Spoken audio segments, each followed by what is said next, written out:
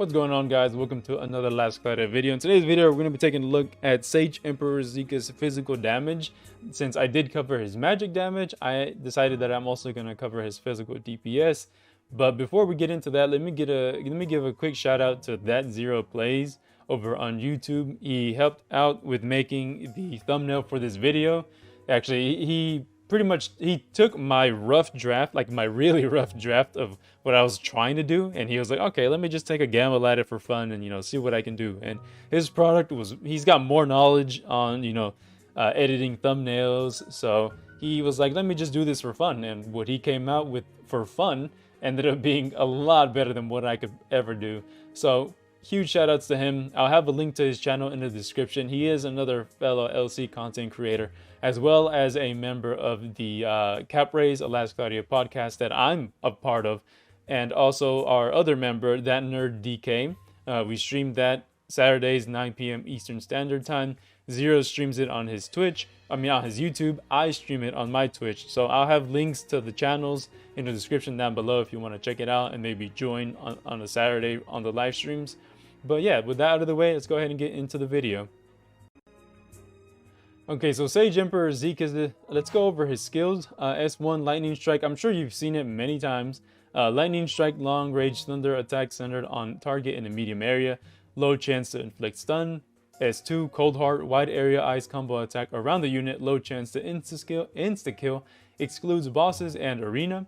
Bomb Blitz, frontal wide area fire combo attack. And then his S4 Cocutus, powerful ice combo attack against all enemies.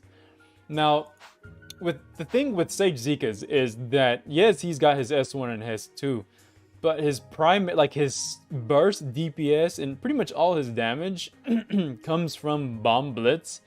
I say all his damage, but all the damage that matters, because if you can spam Bomb Blitz, then that's pretty much the only thing that you're going to be using.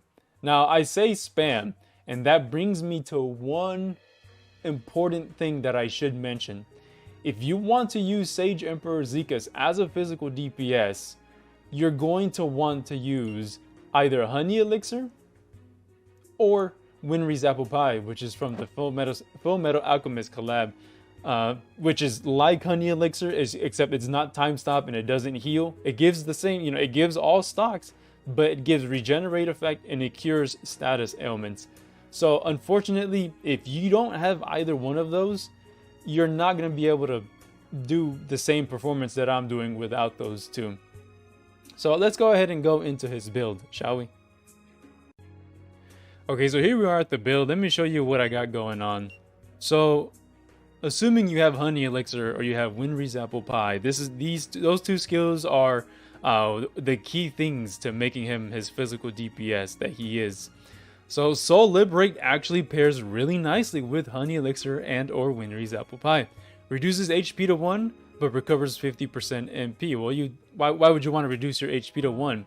Well, so you can get 50% and more MP back. So let's say you use it and now you're at 0.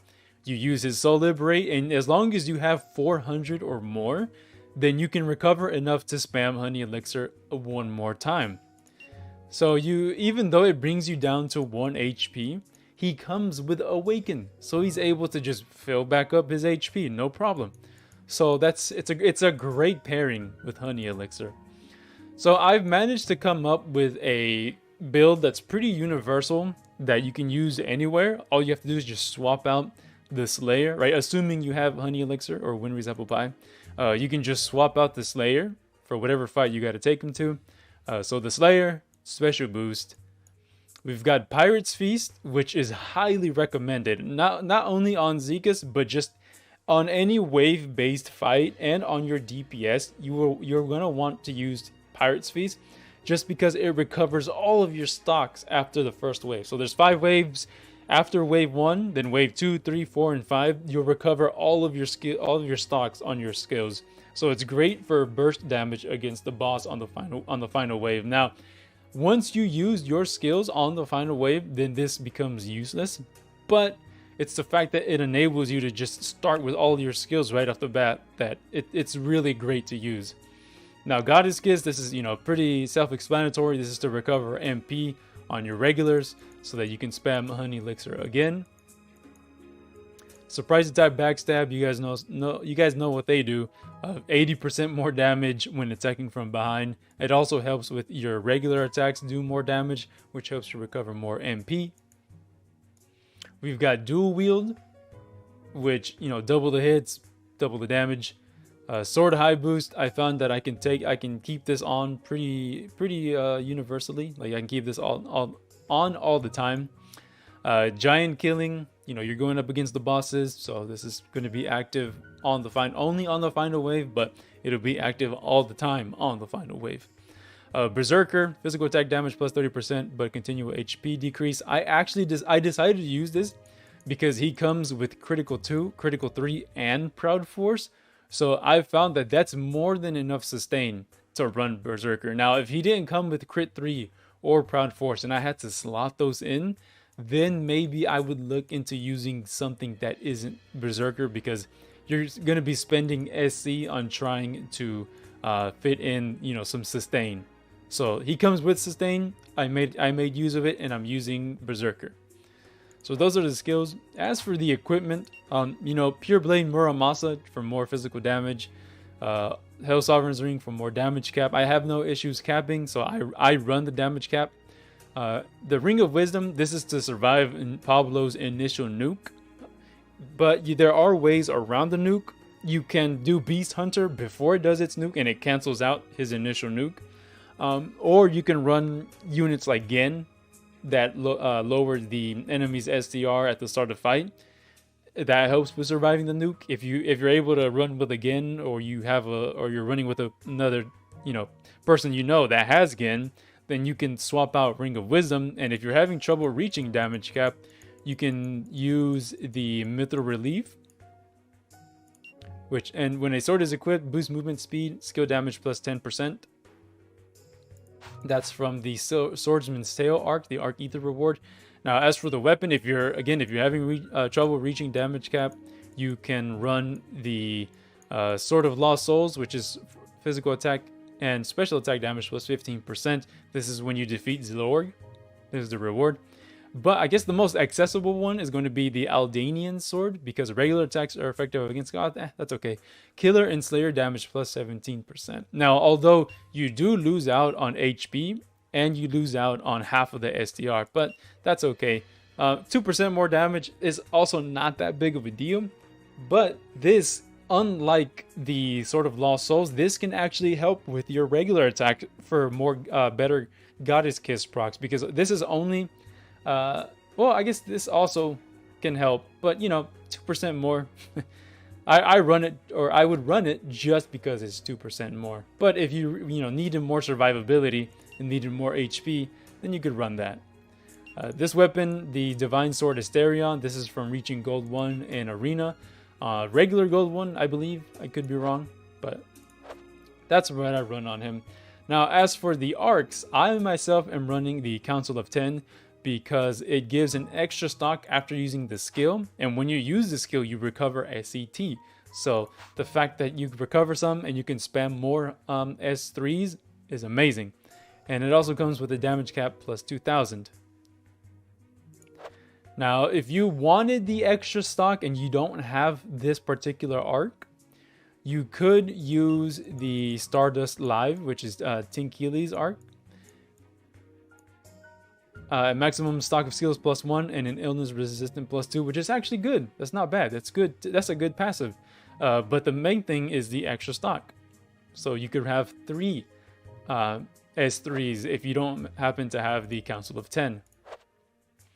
Now, if you're reaching, the DPS arcs, if you're having trouble reaching DPS, you can run Swordsman's Tale. You can run Magrona just for more damage. 30% more damage, and then 40% on Swordsman's Tale. So those are the arcs. Now let's go ahead and take him into a fight and just show him in action.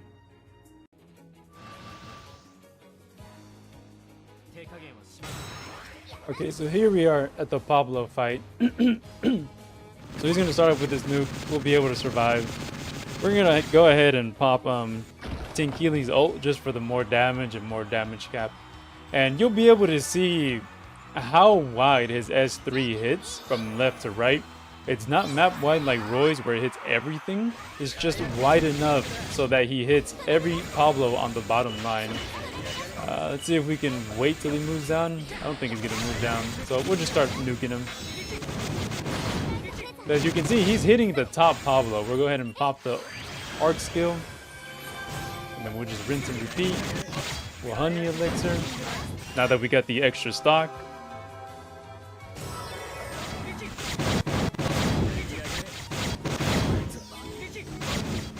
A little bit of lag, but you see how wide his S3 can hit. And then we'll honey elixir again. And before we use our skills, let's go ahead and look at this Goddy's Kiss procs. Incredible.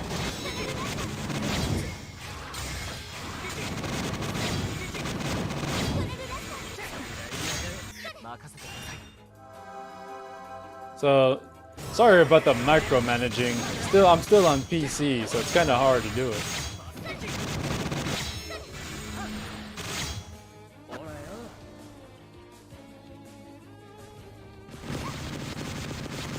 So everyone's gonna get nuked. Zekus is gonna survive. See? Pretty great. And then we'll just pop Tinky's ult just because we can.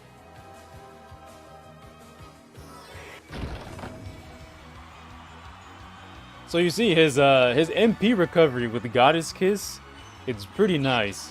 And I'm not even running the Aldanian sword or the Sword of Lost Souls.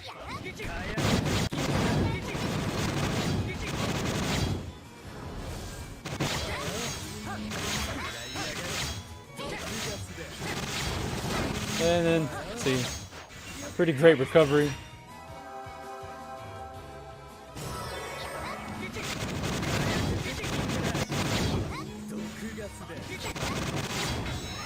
And then that guy we can just snipe from over here, and we have no issues capping on our S1. So yeah, you see he's pretty versatile, he's pretty effective. When he's got the proper tools, it's very nice. So let's go ahead and go to the home screen, and then I'll have some closing thoughts on him as well. Okay, so here we are at the home screen. So overall, Sage Zekus' physical DPS is very reliant on Honey Elixir and or Winry's Apple Pie.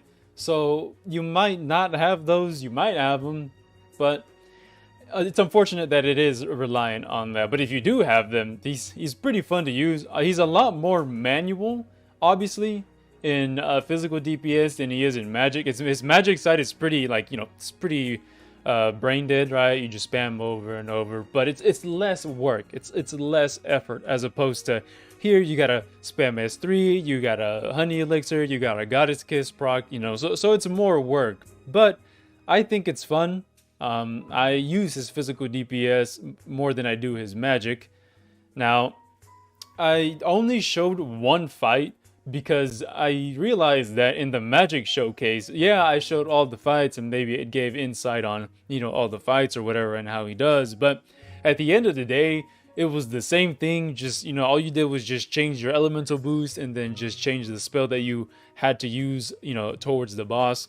So I felt like in the DPS here in this video, I decided not to show all the fights just because just with the magic showcase, it would have been the same thing. It would have been the same thing. Just Goddess Kiss procs, Honey Elixir spam, you know, over and over. So I decided just to put him in the Pablo fight because it showed how wide his S3 was and just how good it is. Obviously, it's not like Roy's, but it's still fun to use and it's really cool to use. So yeah, that's why I only took him into one fight. Hopefully that didn't affect you know, the opinion on him. Like, his gameplay is the same for every fight, just change out the Slayer, and that's literally it. I don't even run Trishula, and like in fights like Redgate and then Martygate, you actually end up using his S2 more than you do his S3, just because they are weak to ice, and so, you know, they're more susceptible obviously to more damage. But other than those two, all the other fights, just S3. Just went, you know, moved behind, proc, backstab, surprise attack, boom. just S3 spam and honey elixir spam. So yeah, hopefully this approach was better than showing all the fights. Let me know what you guys thought. Let me know if maybe I didn't cover anything quite well, or maybe I need to cover something more. Maybe you guys want to see more showcases of, you know, certain units that got E5, or maybe you guys would like a guide. I'm down for either one of those. But yeah, that was it for the video. I do appreciate you guys watching, and as always, thanks for watching, and I'll catch you guys next time.